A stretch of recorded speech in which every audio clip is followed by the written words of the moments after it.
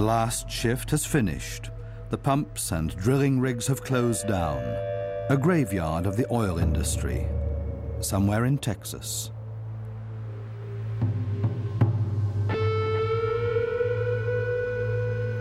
The experts are divided on just when this will come about, but there's no doubt that it's on its way. The end of the oil era. Europe is mature.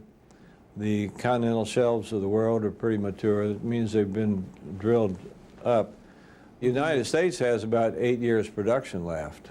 It is pretty clear that at some stage over the next 20 years, production is going to peak. So it doesn't surprise me that you're going to see a U.S. military, because it is the only superpower status military left in the world, being called upon by the global economy as a whole to go into these situations and try to create stability so that those resources can flow. And the United States could not operate in foreign areas, in these distant locations, Afghanistan and Iraq, without a large supply of oil, because all of the weapons in the U.S. arsenal and all the transport planes and almost all the ships are powered by petroleum.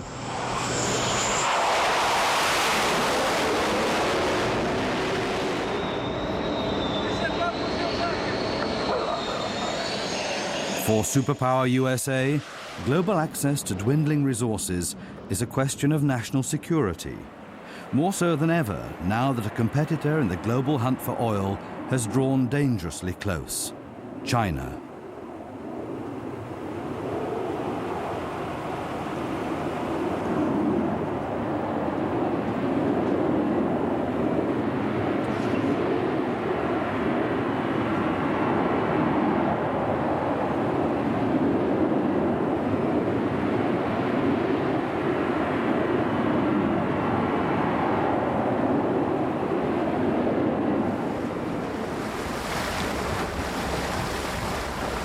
Oil, the world's most sought-after drug.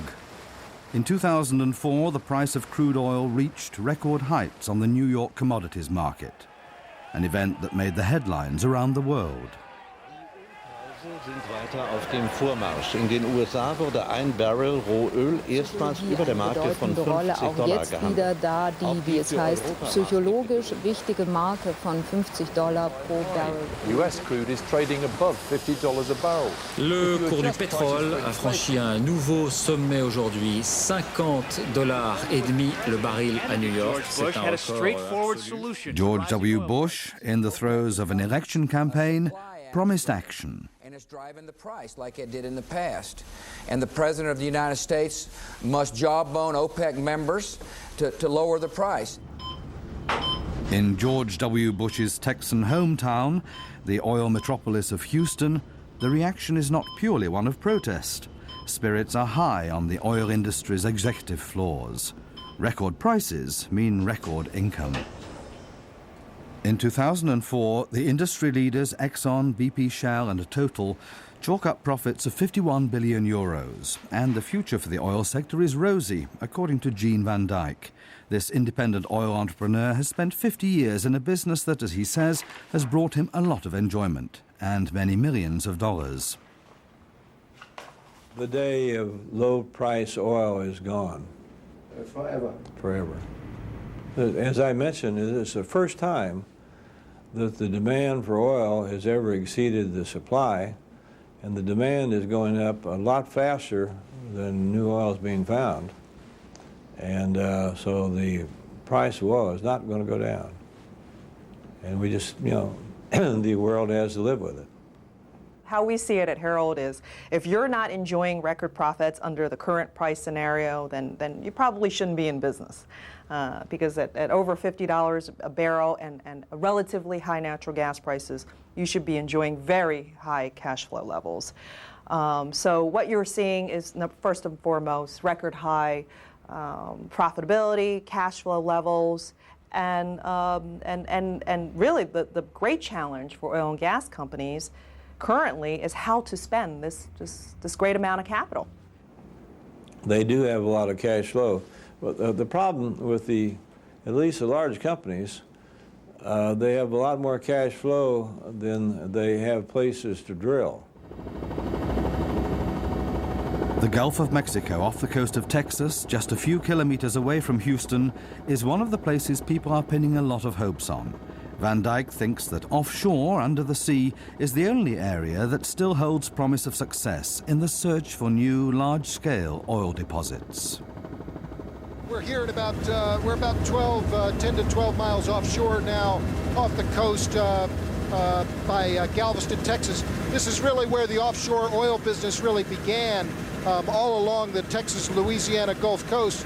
And we're only in about 100 feet of water here or so.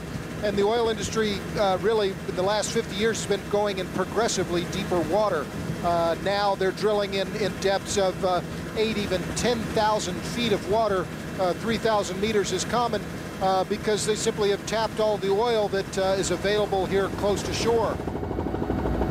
The amount of oil coming from the Gulf of Mexico covers only a fraction of demand. More than half the oil needed by the USA now comes from other countries. It has to import increasing amounts of oil because domestic production is falling and consumption is rising. So what this has meant is what we're seeing now in Iraq, which is, in short, that America's foreign policy and America's energy policy have merged so that they can't be separated. America is in the Persian Gulf because it doesn't have an energy policy, and we're in the Persian Gulf because we can't stay away. This is the future of America's foreign policy, America's military policy for the next 2 decades.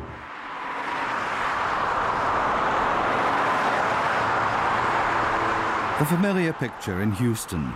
The price at the pumps has risen to about half the price in Germany, and motorists are indignant. But no one's prepared to do without their automobile. America leads the world in per capita energy consumption as well.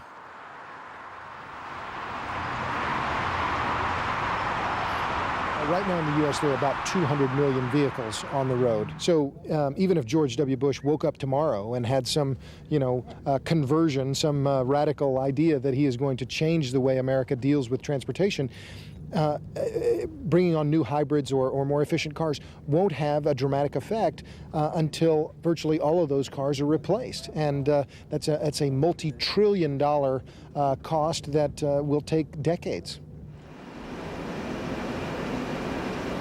But so far, no radical changes are in sight. The challenge of growing demand is met by increasing imports.